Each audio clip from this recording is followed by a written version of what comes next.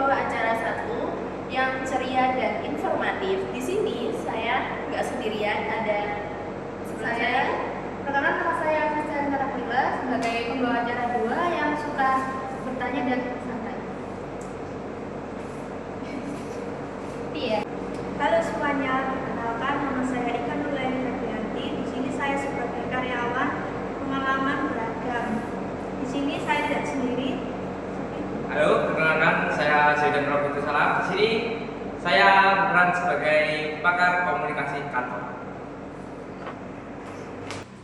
Halo semuanya, selamat datang di Ngobrol Kantor Komunikasi Lancar Kerja Jadi Gampang. Pada podcast ini akan menemani hari kerja kalian dengan obrolan seru seputar dunia perkantoran. Benar banget Naila, kali ini kita akan membahas topik yang sangat penting, yaitu komunikasi di kantor. Kadang suka bikin salah paham, tapi kalau lancar kerja jadi lebih enak kan? Tepat sekali.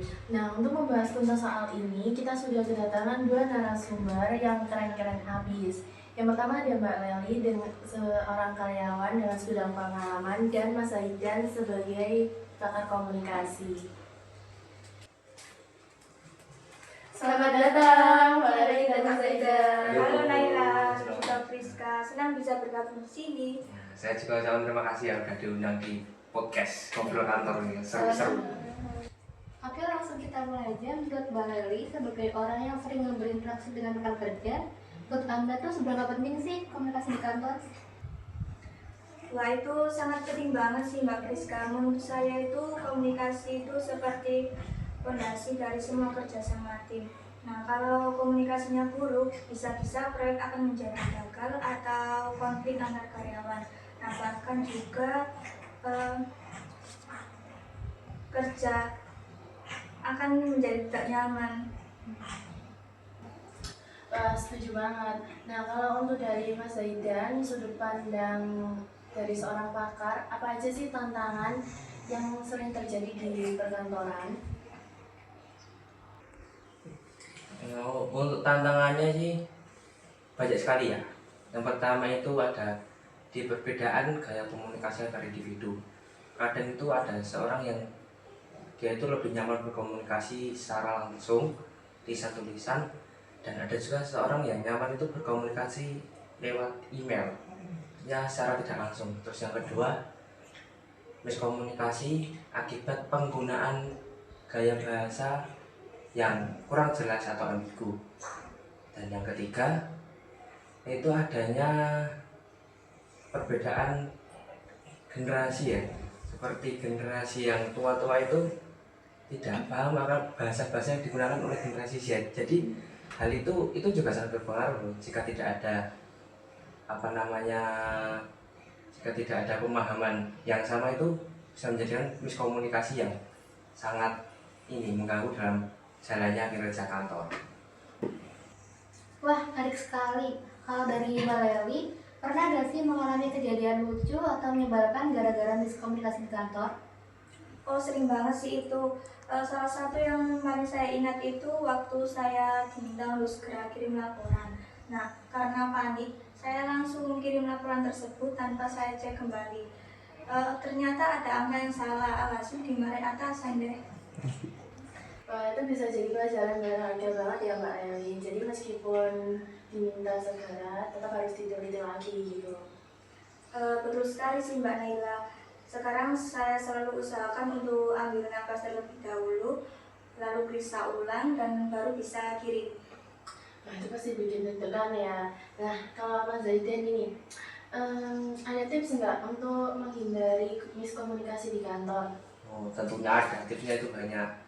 Yang pertama itu selalu gunakan bahasa yang jelas dan mudah dipahami agar menghindari miskomunikasi. Yang kedua itu ada biasakan untuk mengkonfirmasi dan mengklarifikasi informasi yang sekiranya informasi itu kurang jelas. Jadi jangan asal telan saja informasi tersebut. Yang ketiga, kita itu harus belajar mendengarkan. Mendengarkan itu tidak hanya tentang telinga ya, tapi juga memahami apa yang disampaikan oleh lawan bicara kita. Nah, baru setelah kita memahami, baru kita memberikan respon yang jelas seperti itu. Kalau untuk mengonfirmasi itu, Sebaiknya melalui email atau langsung Mas Zaidan? Oh, kalau itu sih tergantung situasinya Mbak ya. Tergantung situasi dan tergantung informasinya juga. Jika informasinya itu penting dan sangat kompleks, ada baiknya kita itu konfirmasinya lewat email. Agar apa? Agar ada bukti tertulis gitu loh Mbak. Nah, jika informasinya tidak kompleks atau konfirmasi yang biasa saja, itu bisa dikonfirmasikan melalui langsung secara lisan. Tipsnya. Nah, itu. Tips yang sangat bermanfaat sekali Mas Zaidan. Ya. Baik, kalau dari Mbak Leli sebagai karyawan, kira-kira apa harapan Mbak Leli untuk komunikasi di kantor yang lebih baik? Nah, untuk harapannya itu saya berharap semua karyawan bisa lebih terbuka lagi dan jujur dalam berkomunikasi. Nah, jangan takut atau ragu untuk menyampaikan pendapat atau kritik. Terus selain itu, untuk saling menghargai pendapat atau menciptakan suasana kerja yang inklusif. Wah, Mas Zaidan, boleh dong kasih pesan buat para pendengar kita? Oke. Ingatlah, komunikasi adalah sebuah investasi yang baik untuk kemajuan dan kesuksesan sebuah tim dan perusahaan.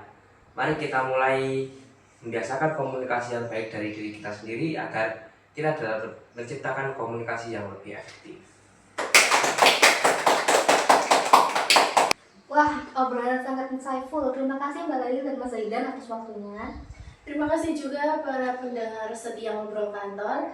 Sampai jumpa di episode berikutnya dengan topik yang lebih menarik. Bye-bye! Saatnya sudah acuan tadi. Terima kasih dan jumpa lagi.